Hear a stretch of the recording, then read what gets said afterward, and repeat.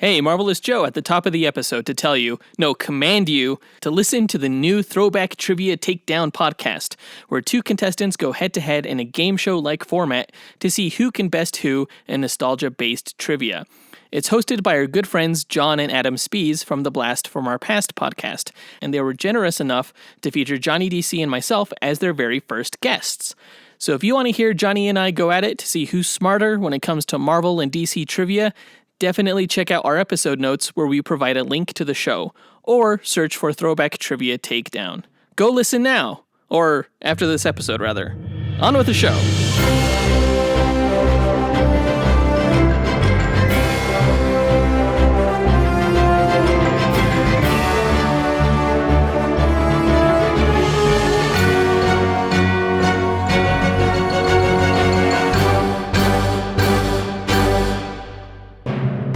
Hi, and welcome to the Dynamic Duel podcast, a weekly show where we review superhero films and debate the superiority between Marvel and DC by comparing their characters in stat-based battle simulations. I'm Marvelous Joe. And I'm his twin brother, Johnny DC. And in this episode, we're going to learn who would win in a fight between Drake, aka Tim Drake, also known as Robin for a long time in DC Comics, versus the Winter Soldier, who's also known as Bucky, who was Captain America's sidekick during World War II. And of course, this is a tie-in to our last episode, which was a review of Captain America, the Winter Soldier. So this is kind of a battle between sidekicks. We were initially going to pit the Winter Soldier against Red Hood, but we already pit Red Hood against Punisher in a previous Duel episode, which was a great one. We also pit the first Robin, whose name was Dick Grayson, against Daredevil, which was another good episode. Yeah, I'm a big fan of Tim Drake. He's my favorite Robin. So when we were deciding who to pit the Winter Soldier against, I wanted to do it against him. So we'll run simulations on the two characters based on their stats later on in this episode. Before we do that, though, we're going to break down the comic book movie news from the past week, in which there was actually nothing. There was no comic book movie news.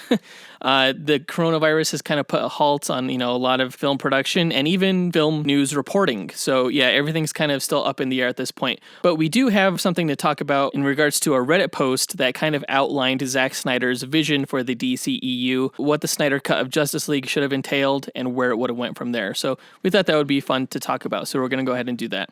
As always, our segment times are in our episode description, so feel free to jump around to whatever part of the episode you want to listen to. We want to thank whoever rated us on iTunes this past week. Guys, if you're listening to us for the first time, please hit that subscribe button or that follow button. And if you've been listening to us for a while, please rate us or review us on whatever podcast platform you're listening to us on. We'd like to give a big shout out and thank you to our newest executive producer through Patreon, Jace Crump. He, of course, joins Bodo Winter and John Spees in helping us determine what content we do for this show. Yeah, it's our $18 a month tier on Patreon, but we also have a $10 tier where you get to request custom duels of us, and we also have a $2 tier where you get access to all of our bonus content that we have on Patreon. So definitely check that out at patreon.com/dynamicduel if you want to support the show or if you just want bonus content. Before we get into the news, we just want to remind you guys that we have a contest currently going on. For those of you who would like to win the 2003 comic miniseries, JLA/Avengers. We literally only have 5 entrants. So if you want your chance to win this, there's still pretty good odds. All you have to do is get on social media, either Facebook, Twitter, or Instagram, and make a post tagging us about why you listen to our show. Yeah, then we'll add your name to the list of entrants and toss all your names into a big hat and then draw the name on Wednesday, April 15th. So the day this episode drops is your very last day to make sure you're entered. So make sure you do. But with that out of the way, quick to the No Prize. So a No Prize is an award that Marvel used to give out up until the 90s to fans. Our version, the Dynamic Duel No Prize, is a digital award that we post on social media that I personally draw for those who we feel gave the best answer to our question of the week. Last week's question was in regards to the news that the theater industry is suffering right now and may be forever changed due to the ease of digital releases at home. So our question was, would you rather watch future film releases at home or in theaters, and why? We got a ton of great answers for this. There was no real correct answer for this question. And we got a lot of similar answers, but nevertheless, we do have 2 winners. Yeah, Joseph and I each picked 1 winner individually. Before we name them, let's go down our honorable mentions. Harrison Fox gets honorable mention for saying he would prefer to see films in the theater, because it's not about the movie, It's about the experience, and the theater offers a much bigger, grander experience.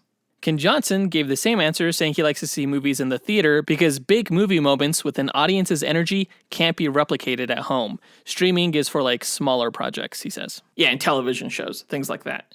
Adam Spees also said that he would prefer to see films in the theater because watching with a big group of rabid fans is, again, an experience. And Mickey Madangian said the same thing. He said he feeds off the crowd vibe, off of everybody's energy, and those vibes really heighten the experience. Jace Krupp says that he prefers to see films in the theater because of the big screen atmosphere.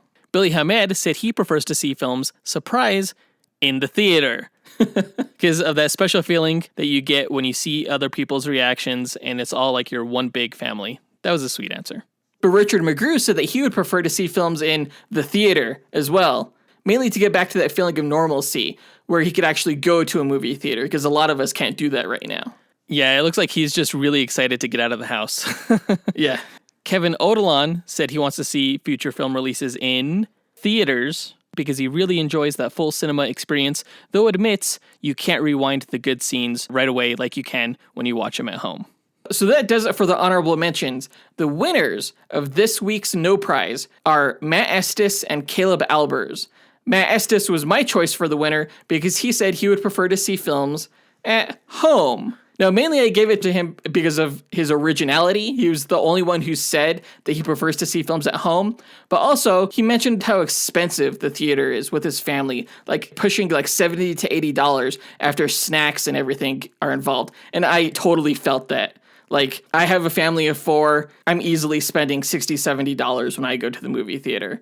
But he also mentioned that it's nice to be able to pause the film when you need to go to the bathroom or do other things. Yeah, I usually run into that problem when I'm like at the Alamo Draft House and I get like a few beers in me before I go see the movie. And then like halfway through, I really got to pee. So I got to run out and then run back and then ask somebody what I missed.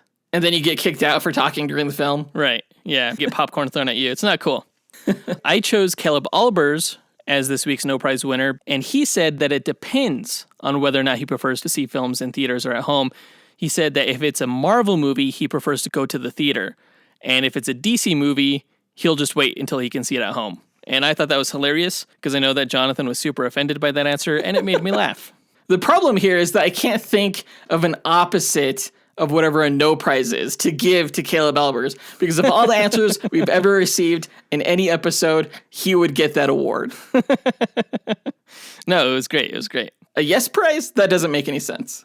But congrats again to Matt Estes and Caleb Albers for winning this week's No Prize. If you, the listener, want to win your own No Prize, go ahead and stay tuned to later on this episode when we'll be asking another question of the week. And now that that's done, on to the news.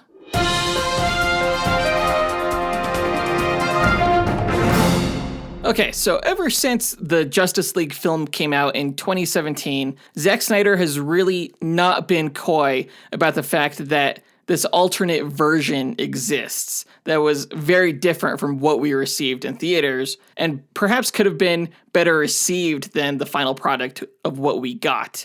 He's frequently released still photographs on his Vero account and answered fans' questions throughout these years, most recently hosting a live stream of Batman v Superman, where he answered quite a few questions about his grand story arc for the DC Universe characters. And there's a lot of people who are really passionate about the Snyder Cut. I'm not too passionate, but I would lie if I said I didn't really want to see it.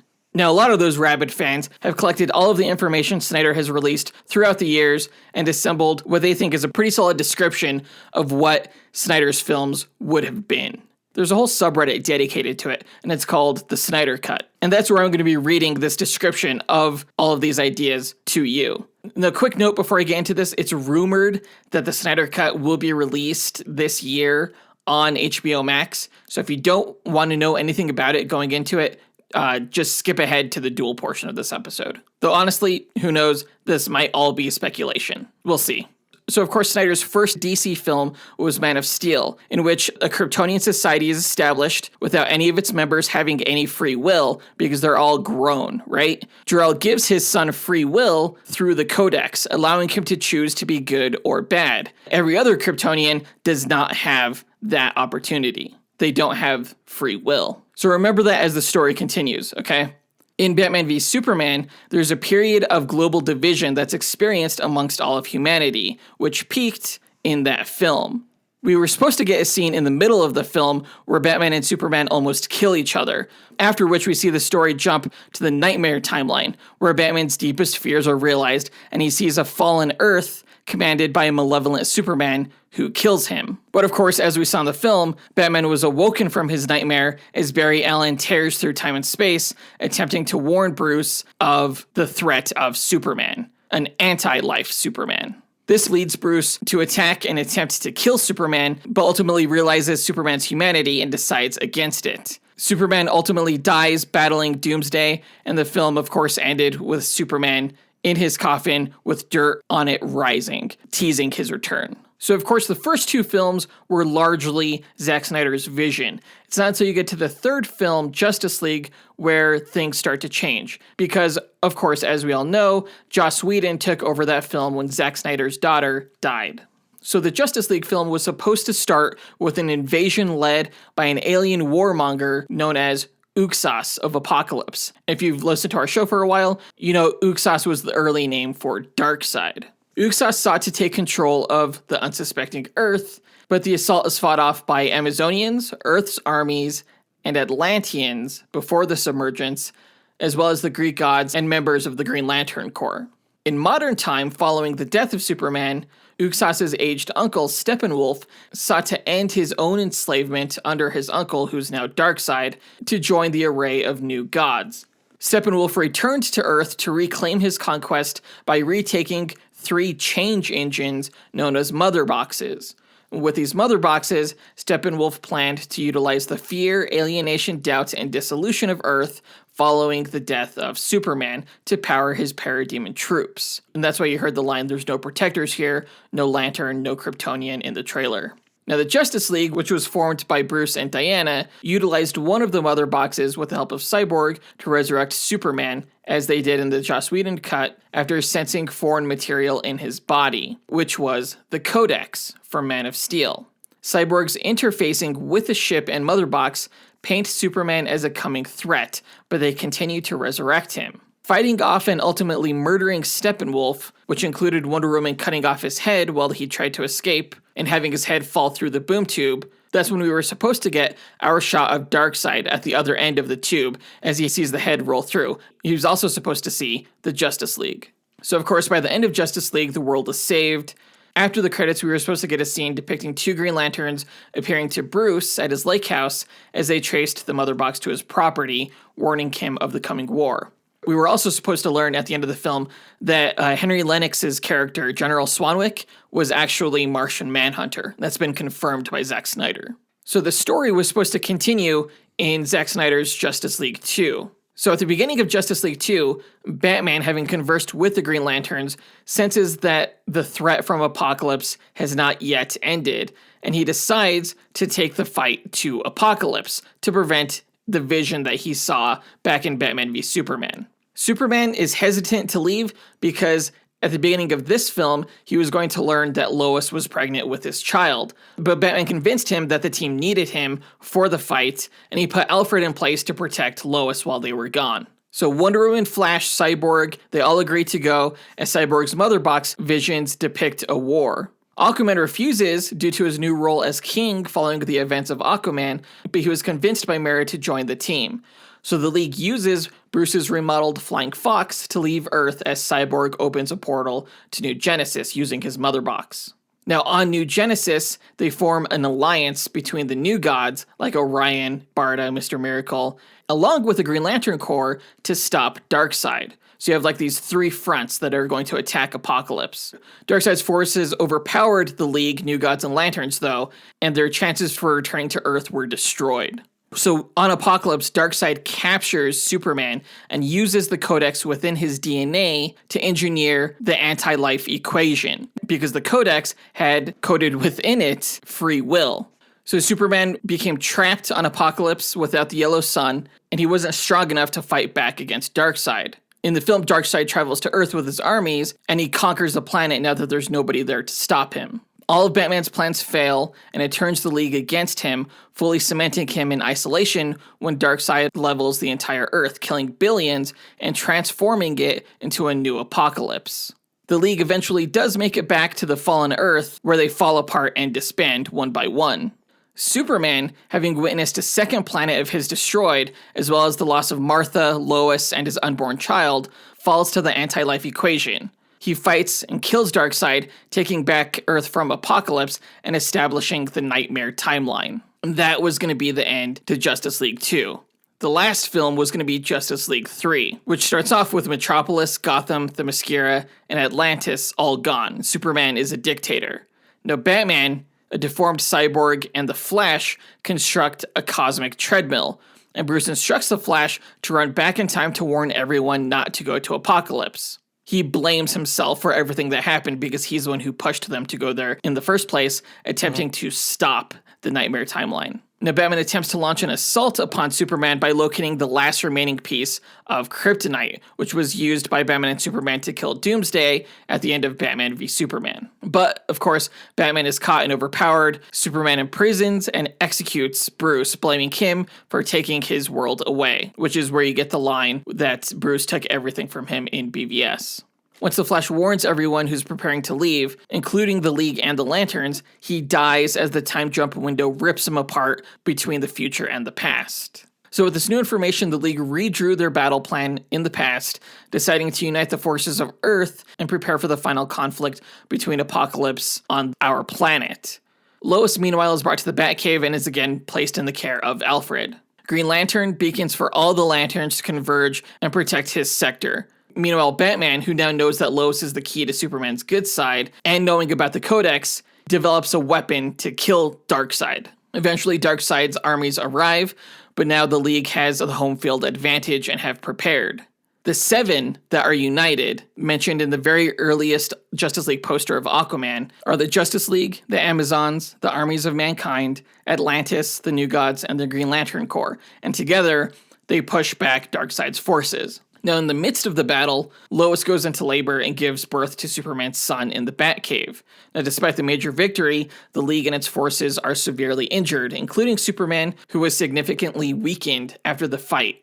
At the end, Darkseid uses a boom tube to get into the Batcave, intending on harvesting the code/life equation from Superman's newborn son into its mix of codex and human DNA, with a plan to engineer from that the anti-life equation. But before Darkseid is able to kill the child, Batman steps in between Lois and Darkseid, firing the anti-god gun that he developed and hitting Darkseid.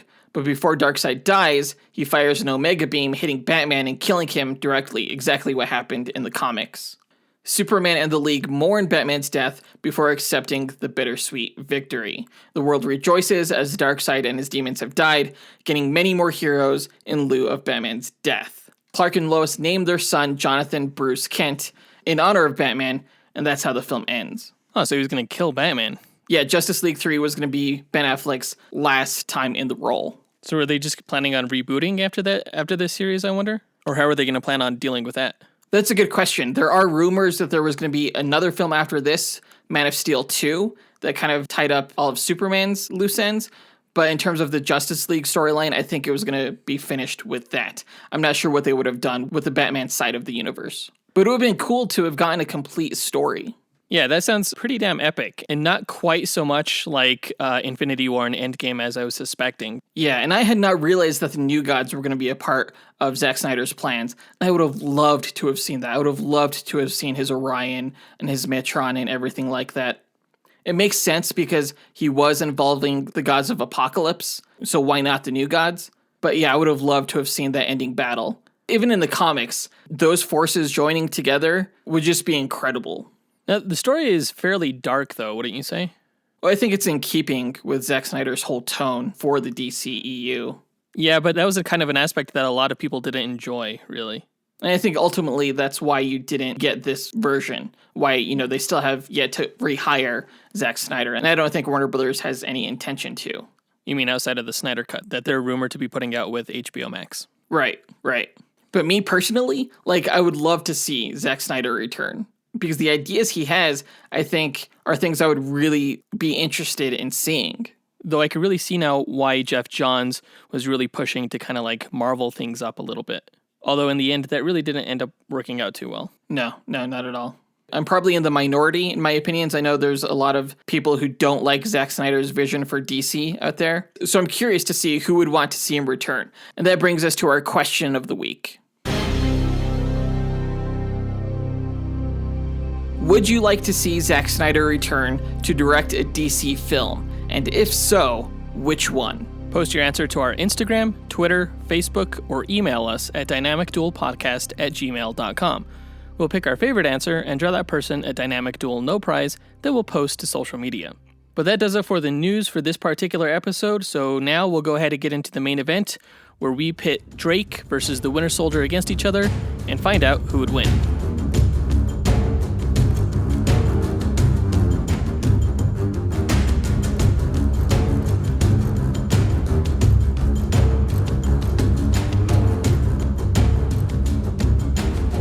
Alright, so Drake versus the Winter Soldier, aka Robin versus Bucky. It's a big sidekick episode where we find out who has the better former sidekick between Batman and Captain America. These two characters themselves being very similar to their respective mentors. Now, of course, as we mentioned earlier, the ideal matchup for the Winter Soldier probably would have been Jason Todd, because they're both sidekicks who died, who kind of came back around the same time in comics. And if we could do it again, we probably would save the Red Hood for the Winter Soldier. But luckily, I have a collection of Robins to choose from. Now, Drake was the third Robin, and he's probably my most favorite. So I've always wanted to use him in a duel episode. Dick Grayson, the first Robin, is like acrobatic and athletic. The second Robin, Jason Todd, is like angry and angsty. But Tim Drake, out of all the Robins, is pretty low-key and probably the most cerebral and intelligent. Not probably, he is. And he's exceptionally skilled, so I think that makes him a very formidable opponent for the Winter Soldier. Yeah, definitely, I agree. Now, if you've never listened to a duel episode before, the way Jonathan and I go about answering the question of who would win is through a probabilistic model known as a Monte Carlo simulation that Jonathan and I run 1,000 times using the statistics from each character. Now, we collect the statistics from the official Marvel Power Rankings, which we extrapolate the DC stats from, and we incorporate a few more to make more robust simulations. Yeah, when we run the 1,000 simulations, we get a percentage of wins for each character, and we declare the character with the higher percentage of wins to be the overall victor. This was the same model used by the old television show Deadliest Warrior, which was on Spike TV, I think over 10 years ago now. It's a predictive model that's used not only in like business risk analysis, but also video game AI. Yeah, essentially what it does is it plots random data points along a normal distribution, which is a bell curve. So you have your average that shows up most frequently, and then you have your outliers occurring less frequently, but that essentially represents all the variables that take place during battle. So we don't consider fan votes, we don't consider what may be outlier feats for each character. We kind of go with what their average feats are and go from there. And of course, we do it this way because Joseph and I have been having arguments about which character would beat who ever since we were young children. And this is the most objective and scientific method we could come up with to determine who would actually win in these battles. So before we run the simulations, Jonathan and I will break down each character's history and abilities, and then we'll speculate on how we think one of the 1,000 matches will actually play out beat for beat. So I think it's my turn to start off this episode with my character, so I'll go first with the history of the Winter Soldier. James Buchanan Barnes was born in 1925 to Winifred and George Barnes, who was a soldier in the U.S. Army just prior to World War II. When Bucky was 10 years old, he and his family lived on the Camp Lee Army Base in Virginia, where both of his parents died in an accident. Now a ward of the state, Bucky convinced officials to let him continue living on the base due to his love for the Army, and they let him because he was well liked on the base and known for being scrappy. As the base's unofficial mascot, Bucky traveled to Europe at age 16 when the US entered World War II, providing soldiers on the base with supplies. He underwent combat training with the British SAS forces and became the youngest special operative in the war to go on assignment. Bucky soon met Steve Rogers, aka Captain America, and was assigned to accompany him. His superiors decided to partner him up with Cap as a propaganda tool to draw support from families and children back home, kind of like their response to Hitler Youth. Bucky received a costumed outfit and extensive training with Steve, whom you can learn more about in our Commander Steel vs. Captain America duel episode. Cap and Bucky traveled the world fighting on almost every front of the war, alongside other heroes such as the Submariner and the android Human Torch, together putting a stop to Nazi and Hydra threats such as the Red Skull, Baron Zemo, and Wolfgang von Strucker. Unknown to Cap, Bucky would occasionally receive his own secret missions deemed too messy for Cap's open involvement, such as assassinations. But the two became the best of friends, bonding like brothers and owing each other for saving the other's life time and again. Toward the end of the war in 1945, Cap and Bucky went after Baron Zemo, who was launching an explosive drone plane toward Allied forces. They jumped onto the plane to stop it in an attempt to disarm it, but it detonated midair and threw both Cap and Bucky into the icy Arctic waters of the English Channel. Steve was frozen and went into suspended animation, but Bucky's body was discovered shortly after by a Soviet submarine. The Russians brought him aboard and found out that not only did the explosion take his left arm, but made him amnesiac as well. They put him into their Winter Soldier project, turning him into the perfect assassin by outfitting him with a new cybernetic arm and brainwashing him to be loyal only to the Soviets. He was put into cryostasis, frozen and only unthawed when he was needed for special missions. One of his early assignments was to help train the Black Widow spies in the Russian Red Room, where he instructed Natasha Romanoff in advanced combat and espionage techniques. You can learn more about this in our Black Canary vs. Black Widow episode. The two fell deeply in love, but it didn't last as Bucky was put into his cryogenic stasis when her training was over. Bucky was brought out several times during the Cold War to coldly eliminate targets, but he was often a liability toward the end of his missions due to his amnesiac mind trying to remember his past and true identity, and he was often quickly put back under. After the Cold War, Bucky was frozen again and placed into a cold storage facility inherited by ex-KGB General Alexander Lukin. Lukin became aware that the villain Red Skull had recently obtained a cosmic cube, a powerful item that could control matter and energy, bending reality to the will of its user. Lukin had Bucky assassinate Red Skull in order to obtain the cube, and then used its power to gain control of the world's major oil, technology, and industrial corporations. These events came under investigation by S.H.I.E.L.D. and Captain America, who were shocked to learn the Winter Soldier's true identity. Lukin eventually became leery of the cube and had Bucky store it in a nuclear vault, where he came face to face with Captain America for the first time since World War II. The two fought, with Cap pleading with Bucky to remember who he was. Cap eventually got a hold of the cosmic cube and used it to restore Bucky's forgotten memories. Bucky was overcome with grief and remorse over his actions as the Winter Soldier, and he destroyed the cube after using it to teleport away from Cap in shame. He went into hiding, tracking down Lukin, whose mind had been taken over by the Red Skull's consciousness. Meanwhile, Captain America fought against the Superhuman Registration Act in the superhero Civil War against Iron Man and lost. When Captain America was arrested and brought to trial, he was assassinated by a villain named Crossbones in a plot orchestrated by the Red Skull. Bucky initially blamed Iron Man for Steve's death and went after him, though he learned from Tony Stark that Cap's final request was for Bucky to be saved from his violent descent and regain his humanity. Tony gave Bucky Cap's shield, and he became the new Captain America, teaming up with Falcon to take down the Red Skull and avenge Steve. Bucky also rekindled his romantic relationship with Black Widow and helped the Avengers in the fight against Earth's secret invasion by Skrulls. Though Baron Zemo attempted to discredit Bucky as the new Cap by making his past as the Winter Soldier public, which leads to a trial for his past crimes, Bucky was declared not guilty by the courts due to his brainwashing. Eventually, Steve Rogers came back from his apparent death, and Bucky respectfully gave him back his shield and title. Once again the Winter Soldier, Bucky further redeemed himself by leading the Thunderbolts team, a group composed of reformed villains. When Steve Rogers' past was rewritten to turn him into a sleeper agent for Hydra, Bucky fought alongside Falcon against Hydra Cap, and he used the power of the cube to bring back his friend, the true Steve Rogers. And that's his history. Abilities-wise, through the Winter Soldier's extensive training through the US, British, and Soviet militaries, including training from Captain America, the Winter Soldier is a top-tier hand-to-hand combatant among the best on Earth. He has peak human physicality due to Nick Fury's administration of the Infinity Formula, which was used to save his life during his time as Captain America. He does have superhuman strength with his bionic left arm that can lift 800 pounds on its own. His arm also comes with a few tricks, such as housing spare ammo and a retractable punch blade. From his palm, he can also discharge electrical shocks and EMP bursts that render electronics useless. He has both electrical and heat coils in his cybernetic arm. In addition, he also often carries a sniper rifle, a modified handgun, both of which he is an expert marksman with, and a large combat knife. And that's the Winter Soldier. So it's not just a metal arm. It is cybernetic and it has gadgets in it. That's interesting. Yeah, it received upgrades every time he was unthawed, but his most recent upgrade came from the Fixer while he was a member of the Thunderbolts. Looks like the movie was pretty faithful to what they did with him in the comics. Yeah.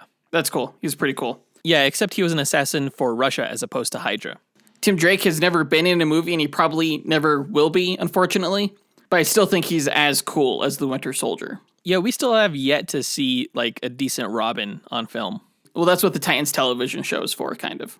Oh, that's true. But of course, that's Dick Grayson on that show. Let me get into Tim Drake. Born to a fairly wealthy family in Gotham City, Timothy Drake got the chance to take a photo with the Flying Graysons when his parents Jack and Janet took him to Haley's Circus to see its famous high wire act. Having a genius-level intellect from an early age, Tim was able to deduce that Batman's sidekick Robin was Dick Grayson years later through footage of the duo capturing the Penguin, when he recognized that an aerial acrobatic maneuver Robin performed was similar to that of the Flying Graysons. Following Dick Grayson's life and career, Tim was able to determine that Batman was Bruce Wayne, a secret he kept to himself as he developed the thesis that Batman needs Robin. This belief was reinforced after Dick gave up the Robin mantle to become Nightwing, and his successor, Jason Todd, was killed by the Joker, resulting in Batman becoming more erratic and violent.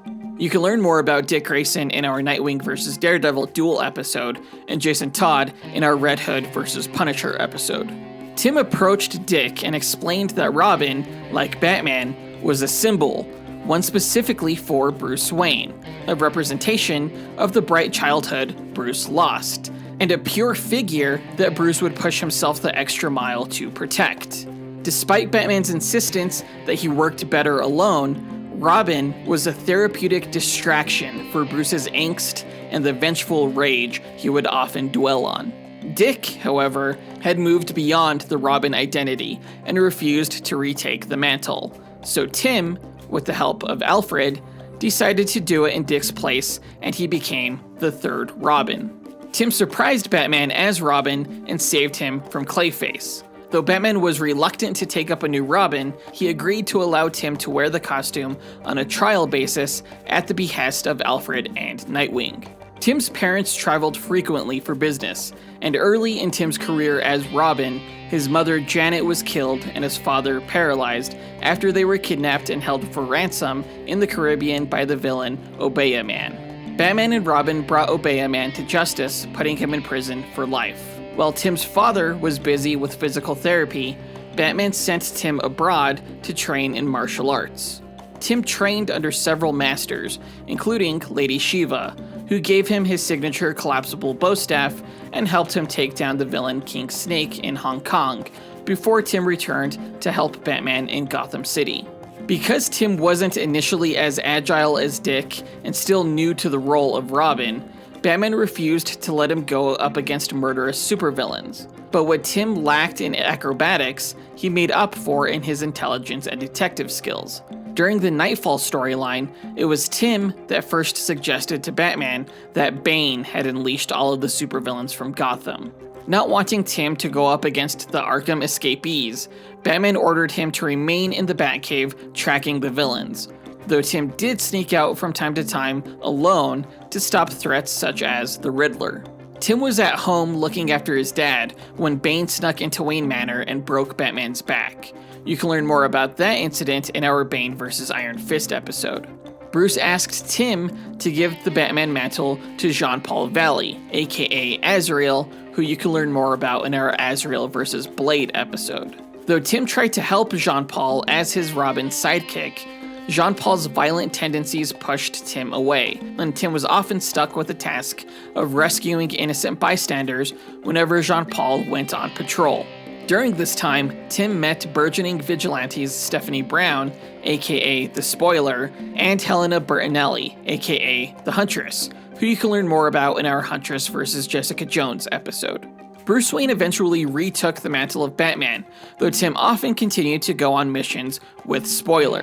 When a cataclysmic earthquake destroyed Gotham City, Batman asked Robin to stay away from the then designated No Man's Land. It was during this time that Tim and Stephanie Brown began a romantic relationship, and Tim formed the team Young Justice with fellow young superheroes Impulse and Superboy, the latter of whom you can learn more about in our Superboy vs. Rogue episode.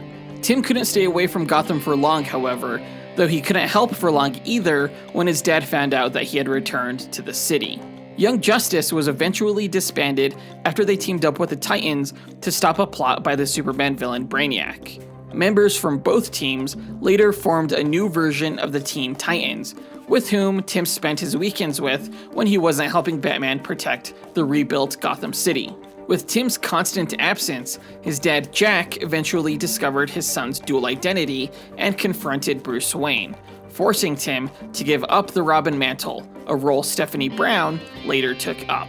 During the events of War Games, Stephanie died, and Tim, with his father's blessing, retook the mantle of Robin. Not long after, Tim's dad Jack was killed by Captain Boomerang, and Bruce offered to adopt Tim as his own son.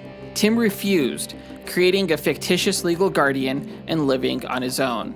Around this time, Jason Todd returned from the dead and nearly beat Tim to death in the Titans Tower when he learned of the new Robin. After the events of Infinite Crisis, Bruce took Dick and Tim on a year-long trip around the world, retracing Bruce's steps in training to become Batman. Bruce and Tim bonded over the trip, and when they returned to Gotham, Tim agreed to be adopted by Bruce. Bruce's real son, however, the young Damian Wayne, and grandson of Ra's al Ghul, eventually emerged from the League of Assassins, and Ra's al Ghul followed, wanting to transfer his consciousness into Damian until he learned of Tim. Ra's offered to bring back all of Tim's loved ones who had died if he gave himself willingly, an offer to which Tim struggled to turn down. When Bruce Wayne seemingly died and Dick Grayson took up the Batman mantle, Damian became the new Robin, and Tim changed his superhero identity and costume to become Red Robin, during which time he discovered that Bruce Wayne wasn't dead, but trapped in a time loop caused by Darkseid's Omega-sanctioned power. With the help of the Justice League, Red Robin was able to save Bruce from the time loop. In post-Flashpoint continuity, Tim was never Robin, not wanting to disrespect the mantle of the fallen Jason Todd. Instead, he was always Red Robin. Tim didn't serve as Batman's sidekick for long though, preferring to use his intellect to fight cybercrime, though he eventually donned a new Red Robin costume to help form a new version of the Teen Titans. After later joining Batwoman's team called the Gotham Knights alongside Cassandra Cain and Spoiler, Tim was kidnapped and held outside of space and time by a mysterious man named Mr. Oz, who would later be revealed to be Jor-El, Superman's Kryptonian father, who was manipulated by Dr. Manhattan. Recently, after escaping his imprisonment, Tim has joined a new version of Young Justice, and decided to move on from the Robin legacy and go by the name Drake, taking up the mantle of a male duck. Now, is it wise to have a superhero name that incorporates your own last name? Tim's good enough with computers and stuff that it probably wouldn't be an issue. He's actually very protective of his identity. Now, abilities-wise, Drake is a superb athlete and acrobat. He has a genius-level intellect with hacking skills rivaling Barbara Gordon, and is a master-class detective. He's mastered several forms of martial arts, having trained with the likes of Batman, Lady Shiva, and Cassandra Cain, and he's an expert with his collapsible bow staff. He also carries an array of gadgets, including grappling hooks, gas pellets, grenades, batarangs, and computer hacking equipment, amongst other things. And that's Drake. I've always liked Tim Drake. He's always been my favorite Robin. Well, I guess Dick Grayson is my favorite Robin, but I consider him more Nightwing. Nightwing is entirely his own thing as far as I'm concerned. I never really liked Damian as Robin, but I guess, he's here to stay. So if Damian has to be Robin, then I'm glad that maybe Tim Drake is branching out with his own identity. Yeah, there's a lot of fans that kind of feel like Tim Drake hasn't been written properly for a really long time, ever since Grant Morrison started writing Batman. And it's kind of interesting to see him move on into a new identity in sort of the same way that Dick Grayson did with Nightwing. So I don't mind the name Drake at all. I do mind the costume, though. I'm sure that'll change over time. Yeah. All right, so now that we've gone into the histories and abilities of each character, what Jonathan and I like to do is improvise a sort of speculative scenario in which the characters face off head-to-head. Now, we don't set any rules for our speculation. We just say that the characters start off about 50 meters apart from each other on a battlefield that has no bearing on the match itself. Because, as we all know, certain characters have advantages in certain environments over others, and we don't take stats for the environment, so we just say that the fight takes place in a non-environment, as it were. And the characters have to win on their own merits. They can't use outside advantages. Correct. And the final rule that we say is that upon first meeting, each character doesn't know anything about each other, save for the fact that the other one is a threat that needs to be put down. All right, so the characters start off about 50 meters apart. Who goes first? So I think, personally, since Tim is so calculating, he's never one to act before he needs to. I think that Winter Soldier would probably go first. Absolutely. I definitely agree with that. And he's going to start off by pulling out his sniper rifle and just start firing straight at Drake. Oh yeah? Well, it's going to be hard to see through that sniper scope when all he sees is smoke. Because right when Tim Drake saw the sniper rifle, that's when he threw down a gas pellet. Okay, so Winter Soldier sees that he can't see anything through the smoke, so he straps his sniper rifle onto his back and then pulls out his large combat knife in anticipation of close quarters combat. So he's just standing there waiting for Drake to move? Yeah, considering that he can't see him anymore, he's going on the defensive waiting for a surprise attack. He's no dummy. Okay, well that surprise attack comes in the form of a sonic emitter that gets launched from the smoke cloud and lands about halfway between the smoke cloud and Winter Soldier. Once it starts going off, the Winter Soldier starts getting assaulted sonically from the device. All right, so Winter Soldier's ears are hurting and ringing. He shoots his automatic handgun at the sonic device, breaking it, and he calculates where the device was thrown from the smoke and starts firing into the cloud in that general area. Okay, but while the Winter Soldier was distracted by the sonic emitter, that's when Tim Drake went on the move. So by the time Winter Soldier realizes that Drake is no longer in the smoke, it's too late, because Drake drops on him from the sky, knocking the gun out of his hand and slamming the Winter Soldier to the ground, where Drake gets his hands behind his back and handcuffs him. All right, well, I'll admit that the Winter Soldier was probably taken by surprise by how quickly and stealthily he was handcuffed onto the ground. But that was just kind of a dumb move on behalf of Drake, because with the metal arm, Winter Soldier can easily break off his handcuffs, which he does, and then pushes off the ground into like this flip double kick right into Drake's chest. Okay, so Drake falls back from the kick and kind of rolls out of it. When he gets to his feet, that's when he expands his bow staff, which gives him a little bit more range to go up against the Winter Soldier. So Winter Soldier sees the bow staff and immediately hurls his combat knife straight at Drake's face, which Drake knocks aside midair with his bow staff. And while Drake is distracted, knocking the knife out of the air, the Winter Soldier made a fast dash toward him and grabs Drake by the throat with his regular hand and grabs his staff with his metal hand and like squeezes, bending Drake's staff as Drake is being choked. Okay, but like a one-handed choke isn't that big of a threat to Drake. He just kicks off of the Winter Soldier's chest and in one motion lands on the ground, sweeps the Winter Soldier's legs out from under him, handsprings away, and then throws a batarang at him, an electric taser one, which he hurls at the Winter Soldier to shut down his cybernetic arm. Except while on the ground, the Winter Soldier snatches the electrical batarang that's heading at him right out of the air, and he like crushes it with his metal hand. What? And it like sparks and pops in his hand, but guess what? It's not going to disable his arm because that arm can already discharge electricity anyway, which he does at this point. From the ground, he points his palm right at Drake and shoots out this burst of electricity that does tase Drake. So Drake is tased and he falls down to the ground, at which point the Winter Soldier leaps to his feet like a badass, picks up Drake's bent bow staff, walks over to him and like impales Drake through the hand, like staking him to the ground. What? It's not like it's sharp. Yeah, but the Winter Soldier's cybernetic arm is strong enough to just jam it in there like that. Jeez! Then the Winter Soldier pulls out his sniper rifle and aims it point blank right at Tim Drake's face. Okay, but before the Winter Soldier could get like perfect aim, Tim Drake has already thrown a cryo bomb at the Winter Soldier's face, just encasing it in ice. And while the Winter Soldier has to deal with that, Tim yanks the bow staff out of the ground and out of his hand and cauterizes the wound in his hand with like a mini thermite torch. By this point, Winter Soldier is probably like firing blindly, like in pain from the cold on his face. It's like a major case of brain freeze.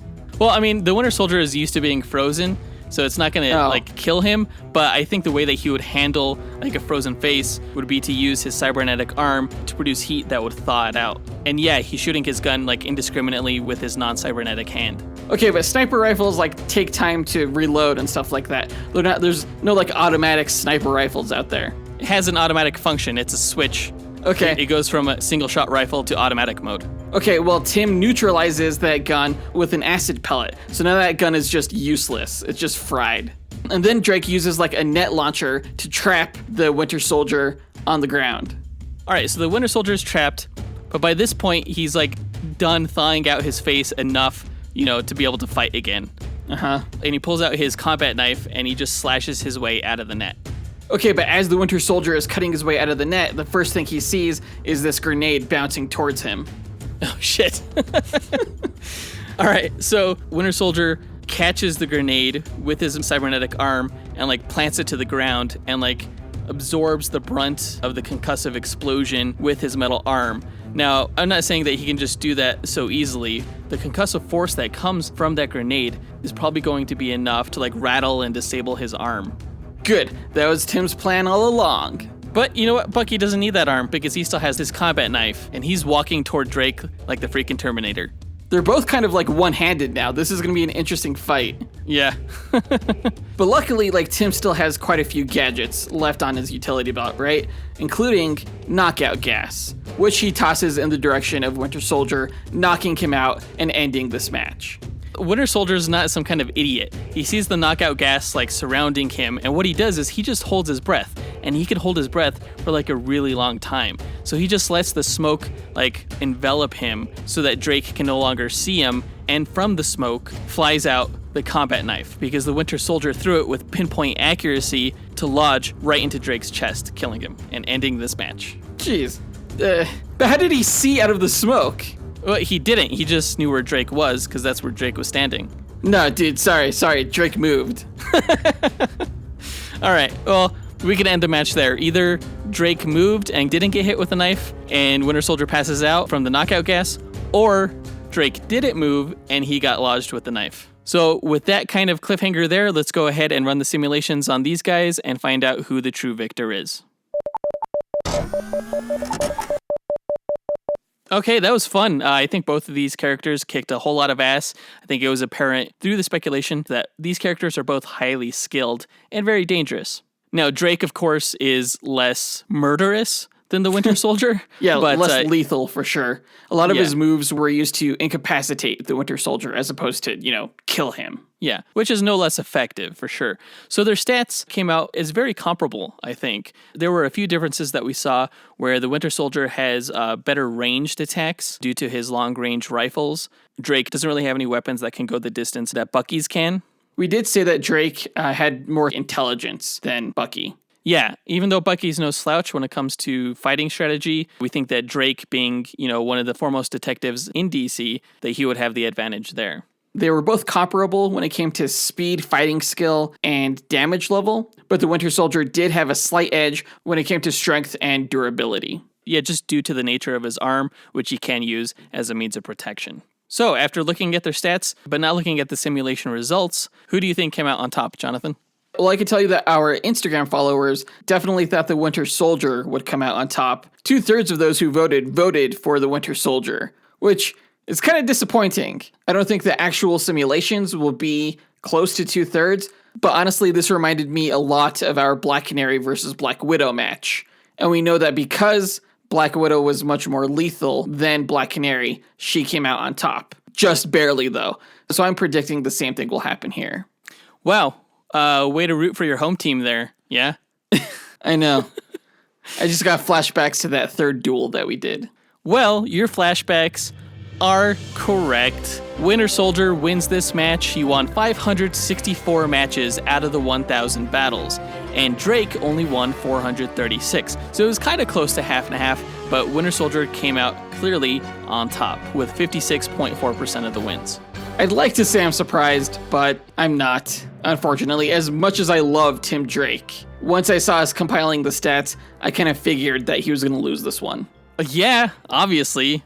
Shut up. We all figured. Shut up. Whatever. All right, so this match puts another tally in the Marvel column. Way to go, Marvel fans. We win this one. Boo. DC sucks. Boo. Forever.